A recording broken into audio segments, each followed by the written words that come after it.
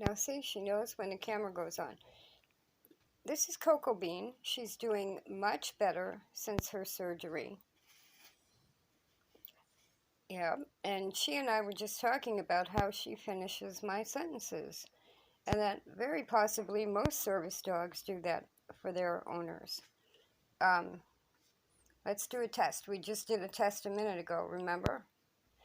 So, Coco, A, B, C, D, E, and then do it all yourself. A minute ago, when she wasn't on camera, what she was doing was talking to me. That's right, I needed help. I was going to fall off the stool, wasn't I? Silly person that I am. My point is that dogs talk to us with their actions. Like I can say hello. Can you say hello? You don't want to. When she had surgery, get up, get up. Come on, get up. Up, up, up, up, up, up. When she had surgery and her face would hurt, she started this whole paw thing. That right there. Please give me a pill. Please give me a pill. They have a language. And so I can be walking around talking to myself. I have seizures that cause language problems. And I can say, you know what? I have to go do. And then she'll stop and she'll think about it. And she'll say, stop pulling my leg. We're making a video. Who are you kidding? Now you would say that I am extrapolating all of this from her. But that's because we're making a video.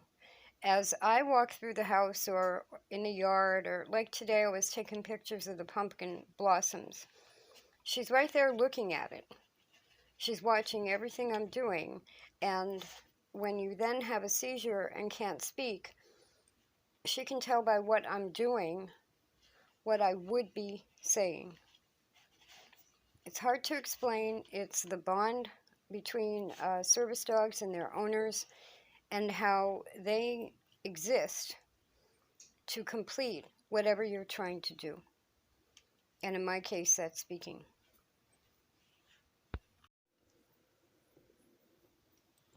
Now, to add to what I was just saying about the dog, this is one of my violins.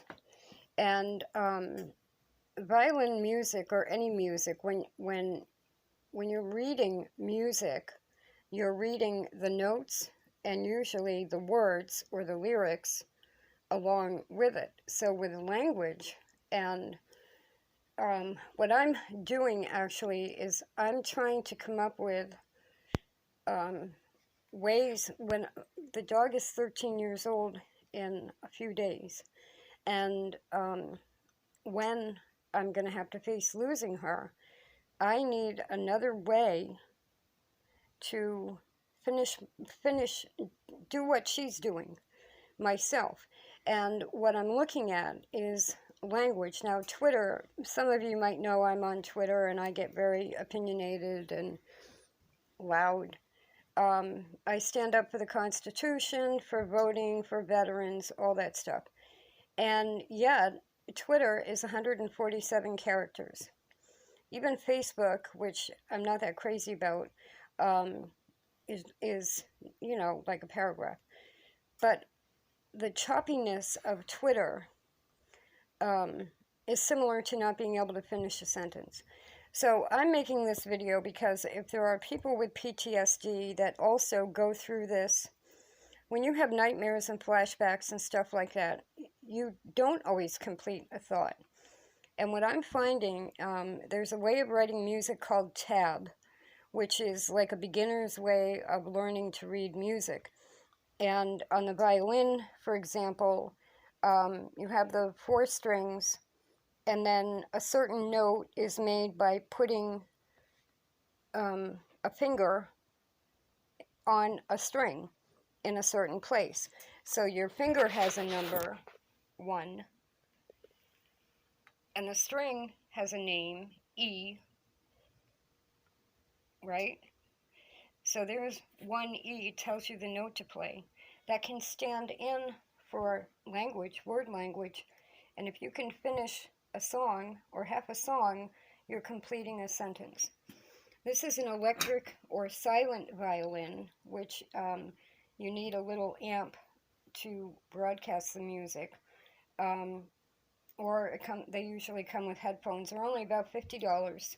It's a good way to experiment when people that have PTSD have what's called running thoughts, and like your thoughts can run away from you, and you can be thinking about all these different things, and it like none of it makes sense.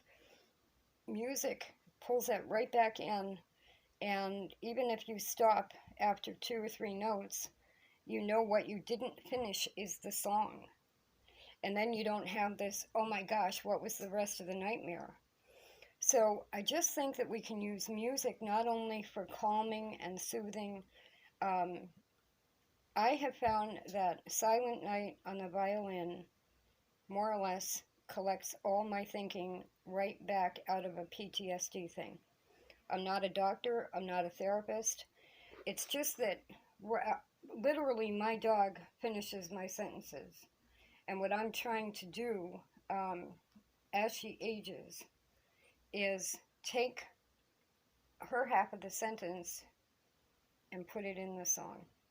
And if I do this while I still have her, that then it keeps it all cohesive. It brings it all together, not only as this is a memory of me and my dog and what we used to do, but also she's helping me, because when I completed the song, she was helping me complete it. Do you see what I mean? It's find your own balance and then go with it. And I think music can help. A wood violin is going to be louder if you're not very good at the beginning. You want to think of neighbors. But a silent violin will give you a tinnier, more electric noise.